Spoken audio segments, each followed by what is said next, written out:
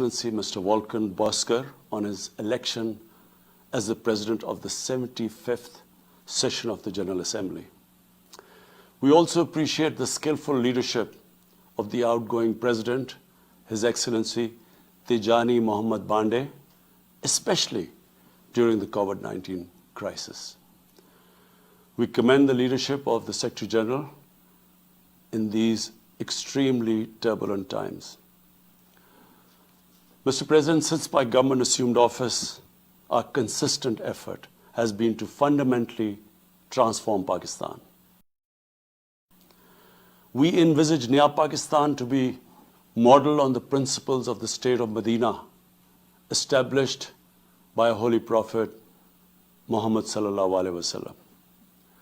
A just and humane society where all government policies are directed at lifting our citizens out of poverty and creating a just and equitable dispensation.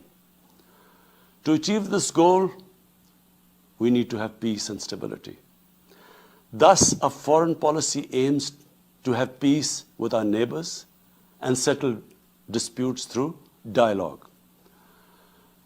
Mr. President, the 75th anniversary of the United Nations is an extremely important milestone, as this is the only body in the world that can help us achieve our goals of peace and stability in our neighborhood.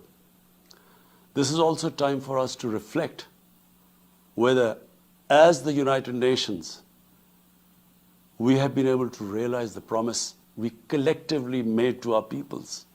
Today, the foundations of the world order, non-use of or threat of unilateral force, self-determination of peoples, the sovereign equality and territorial integrity of states, non-interference in their internal affairs, international cooperation, all these ideals are being systematically eroded. International agreements are being flouted and set aside. Renewed great power rivalries are leading to a new arms race. Conflicts are proliferating and intensifying. Military occupation, illegal annexations are suppressing the rights of human beings to self-determination. According to the respected professor Noam Chomsky, mankind is at even a greater risk than it was before the First and Second World Wars in the last century. And this is because of the threat, increased threat of nuclear war, climate change, and sadly the rise of authoritarian regimes. We must come together to prevent such a catastrophe. We believe that the driving force in international relations must be cooperation, in accordance with the principles of international law and not confrontation and force. We all must emphatically reaffirm our support for multilateralism. Mr. President, the COVID-19 pandemic has illustrated the oneness of humanity. In our interconnected world, no one is safe unless everyone is safe. Locking down to control the pandemic has triggered the worst recession since the Great Recession in the last century.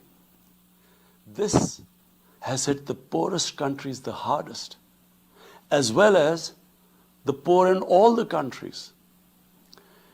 In Pakistan, we realized very early on that if we imposed a strict lockdown, the type that several affluent countries had imposed, we would have more people dying of hunger than the virus. Therefore, we adopted a policy of smart lockdown. While concentrating on the hotspots, the virus hotspots, we opened up our agriculture sector immediately, and then followed it up by the construction sector, which employed most of the people. At the same time, and this is despite financial constraints, my government deployed $8 billion, unprecedented amount, for our health services, plus support the poorest and most vulnerable households with direct cash payments through SARS program, and then subsidies to the small businesses. Even though our smart lockdown was heavily criticized in the beginning, but thanks to the Almighty Allah's grace, we have not only managed to control the virus, stabilize our economy, but most importantly, we have been able to protect the poorest segment of the society from the worst fallout of the lockdown. Today, Pakistan's response is cited among the success stories in controlling and responding to the pandemic. However, we are still not out of the woods, like no country is out of the woods today. But Mr. President, it was obvious from the outset that developing countries would need fiscal space to respond to and recover from the COVID crisis. Debt relief is one of the best ways to create that fiscal space for developing countries. Therefore, in early April, I called for a global initiative on debt relief. We appreciate the G20's official debt suspension initiative and the emergency and rapid financing offered by the IMF, World Bank, Asian Development Bank, and UN agencies. This, however, is not going to be enough. The IMF has estimated that developing countries will need over $2.5 trillion to respond and recover from the crisis. The official debt suspension will need to be extended and expanded. Additional debt relief measures will also be needed. Development banks should ensure adequate financial inflows. Rich countries have generated over $10 trillion to finance their own response and recovery. They should support the creation of at least $500 billion in new special drawing rights for the developing world. Mr. President, in my address to the General Assembly last year, I had highlighted the tremendous damage that illicit financial flows from developing countries to rich countries and to offshore tax havens cause. This leads to the impoverishment of the developing nations. Money that could be used towards human development is siphoned off by corrupt elites. The loss of foreign exchange causes currency depreciation. That in turn leads to inflation and poverty. The quest for getting back these stolen resources is nearly impossible, given the cumbersome procedures. Moreover, the powerful money launderers have access to the best lawyers. And sadly, because they are the beneficiaries, there is a lack of political will in the rich countries to curb this criminal activity. Mr. President, if this phenomena is unaddressed, it will continue to accentuate the inequality between the rich and the poor nations, and eventually will spark off a bigger global crisis, a far bigger global crisis than the present migration issue poses. The rich states cannot hold forth on human rights and justice when they provide sanctuary to money launderers, to their looted wealth. There are robust anti-money laundering and anti-terror financing regimes. I call upon this Assembly to take the lead in efforts to build a global framework to stem the illicit financial flows and ensure speedy repatriation of stolen wealth. It is important to realize that the aid that flows from rich countries to the developing world is minuscule compared to the massive outflows by our corrupt elites. Mr. President, this year, I must again reiterate the threat posed to mankind due to climate change. Unprecedented fires in Australia, Siberia, California, Brazil. Unprecedented floodings in various parts of the world. Record temperatures, even in the Arctic Circle. This should make all of us worried for our future generations. Commitments made through the Paris agreements must be fulfilled. In particular, the commitment to mobilize 100 billion US dollars annually as climate finance. Pakistan's contribution to carbon emissions is minimal, but it is one of those countries most affected by climate change. Yet, we have decided to take the lead as we consider addressing climate change a universal responsibility. We have launched an extremely ambitious program to plant 10 billion trees in the next 3 years as a contribution to mitigating the effects of climate change. Mr. President, the pandemic was an opportunity to bring humanity together. Unfortunately, it has instead fanned nationalism, increased global tensions, and given rise to racial and religious hatred and violence against vulnerable minorities in several places. These trends have also accentuated Islamophobia. Muslims continue to be targeted with impunity in many countries. Our shrines are being destroyed. Our Prophet Muhammad sallallahu alaihi wasallam insulted. The Holy Quran burnt. And all this in the name of freedom of speech. Incidents in Europe, including republication of blasphemous sketches by Charlie Hebdo, are recent examples. We stress that willful provocations and incitement to hate and violence must be universally outlawed. This assembly should declare an international day to combat Islamophobia and build a coalition to fight the scourge that splits humanity. Mr. President, the one country in the world today where I'm sad to say the state sponsors Islamophobia, and that is India. The reason behind this is the RSS ideology that unfortunately rules India today. This extremist ideology was founded in the 1920s. The RSS founding fathers were inspired by the Nazis, and they adopted their concepts of racial purity and supremacy.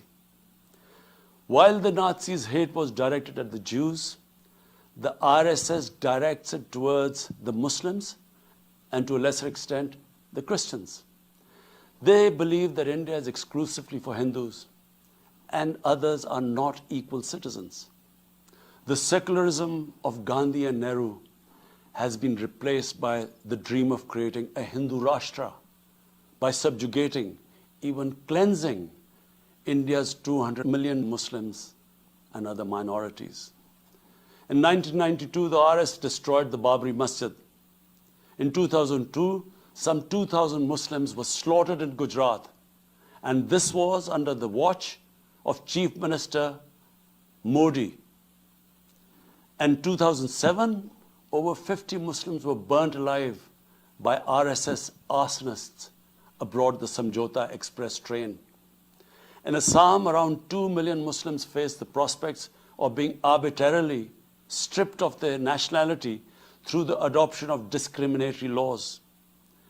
There are reports of large concentration camps being filled by Muslim Indian citizens. Muslims were falsely blamed, vilified, and victimized for spreading the coronavirus. They were denied medical attention on many occasions. Their businesses were boycotted. Cow vigilantes attack and kill Muslims with impunity. Last February, Muslims faced targeted killings with police complicity in New Delhi. Mass registrations in the past have often been a precursor to genocide. For example, the Nuremberg laws in Germany in 1935, and then in 1982 in Myanmar. The Hindutva ideology is set to marginalize almost 300 million human beings, Muslims, Christians, and Sikhs. This is unprecedented in history, and this does not augur well for the future of India. as we all know that marginalization of human beings leads to their radicalization. Mr. President, for over 72 years, India has illegally occupied Jammu and Kashmir against the wishes of the Kashmiri people and in blatant violation of the resolutions of the Security Council and indeed its own commitments to the people of Kashmir. On 5th August last year, India illegally and unilaterally sought to change the status of the occupied territories and deployed additional troops, bringing the total number to 900,000, to impose a military siege on 8 million Kashmiris. All Kashmiri political leaders were incarcerated. About 13,000 Kashmiri youth were abducted and thousands tortured. A complete curfew was imposed, accompanied by a total communications blackout. Indian occupation forces have used brute force, including pellet guns against peaceful protesters, imposed collective punishments, including the destruction of entire neighborhoods, and extrajudicially murdered hundreds of innocent young Kashmiris in fake encounters, refusing even to hand over their bodies for burial. The Kashmiri media and those daring to raise their voice are being systematically harassed and intimidated through the use of draconian laws. All of this is well documented in the reports of the United Nations High Commissioner for Human Rights, communications from the Special Rapporteurs of Human Rights Council, statements from human rights and civil society organizations. The international community must investigate these grave violations and prosecute the Indian civil and military personnel involved in state terrorism and serious crimes against humanity being perpetrated, I'm sad to say, with complete impunity. The objective of this brutal campaign is to impose what the RSS-BJP regime has itself called the final solution for Jammu and Kashmir. To this end, the military siege is being followed by moves to change the demographic structure of the occupied territory. This is an attempt to obliterate the distinct Kashmiri identity in order to effect the outcome of a plebiscite envisaged in the UN Security Council resolutions. This action is in violation of the UN Charter, Council resolutions, and international law, particularly the 4th Geneva Convention. Changing demographic structure of occupied territory is a war crime. Mr. President, the brave Kashmiri people will never submit to Indian occupation and oppression. Their struggle is indigenous. They are fighting for a just cause, and generation after generation have laid down their lives to rid themselves of Indian occupation. The government and people of Pakistan are committed to standing by and supporting the Kashmiri brothers and sisters in the legitimate struggle for self-determination. Mr. President, in order to divert attention from its illegal actions and atrocities in Indian-occupied Jammu and Kashmir, India is playing a dangerous game of upping the military ante against Pakistan in a nuclearized environment. Despite constant Indian provocations and ceasefire violations along the line of control and the working boundary, targeting innocent civilians, Pakistan has exercised maximum restraint. We have consistently sensitized the world community about a false flag operation and another ill-conceived misadventure by India. My parents, Mr. President, were born in the colonial India, and I was the first generation that grew up in an independent Pakistan. I want to make it clear that any attempt by the fascist, totalitarian, RSS-led Indian government to aggress against Pakistan will be met by a nation that will fight for its freedom to the end. Mr. President, there will be no durable peace and stability in South Asia until the Jammu and Kashmir dispute is resolved on the basis of international legitimacy. Kashmir has been rightly described as a nuclear flashpoint. The Security Council must prevent a disaster conflict and secure the implementation of its own resolutions, as it did in the case of East Timor. The Council has considered the situation in Jammu and Kashmir 3 times in the past year. It must take appropriate enforcement actions. It must also take steps to protect the Kashmiris from an impending genocide by India. Pakistan has always called for a peaceful solution. To this end, India must rescind. To reach this end, India must rescind the measures it has instituted since 5th August 2019, end its military siege and other gross human rights violations, and agree to resolve the Jammu and Kashmir dispute in accordance with the relevant UN Security Council resolutions, and of course, the wishes of the people of Kashmir. Mr. President, Pakistan's desire for peace in our region is also manifest in our efforts to promote a political solution in Afghanistan. I have consistently maintained over the past 2 decades that there is no military solution to the conflict in Afghanistan.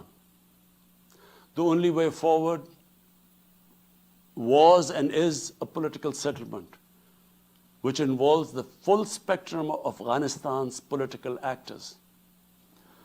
Pakistan fully facilitated the process that culminated in the US-Taliban peace agreement on 29 February 2020. Pakistan is deeply gratified that it has fulfilled its part of the responsibility. The Afghan leaders must now seize this historic opportunity to achieve reconciliation and restore peace in the war-torn country. Through the intra-Afghan negotiations that commenced on 12th of September, they must work out an inclusive, broad-based, and comprehensive political settlement. The process must be Afghan-led and Afghan-owned, and without any interference or outside influence. Early return of Afghan refugees must be part of this political solution. After almost 2 decades of war, it is imperative not to allow spoilers within and outside Afghanistan to subvert the peace process. Peace and stability in Afghanistan will open new opportunities for development and regional connectivity. Mr. President, Palestine remains a festering wound. A just and lasting settlement is indispensable for the Middle East and actually the world. Illegal annexations of Palestinian territory, the building of illegal settlements, and the imposition of inhuman living conditions on the Palestinian people, especially in Gaza, cannot bring peace to a troubled region. Pakistan continues to support a 2-state solution in line with the UN General Assembly and Security Council resolutions within the international agreed parameters, and they are pre-1967 borders, and Al-Quds, Al-Sharif as the capital of a united, contiguous, and independent Palestinian state. Mr. President, the United Nations remains the best legitimate avenue for collective action in managing international conflicts, fostering peace and security, promoting equitable development, and addressing global problems. I urge the Secretary General to take the lead in preventing global conflicts. He should convene summit-level meetings to address regional hotspots and resolve outstanding disputes. The United Nations should be made fully responsive to the challenges of our times. A comprehensive reform of the United Nations, including the Security Council, is essential to promote greater democracy, accountability, transparency, and efficiency. Pakistan will continue to participate actively in this process and endeavor with other member states to build a world where conflict is outlawed and equitable prosperity for all pursued in conditions of peace and security.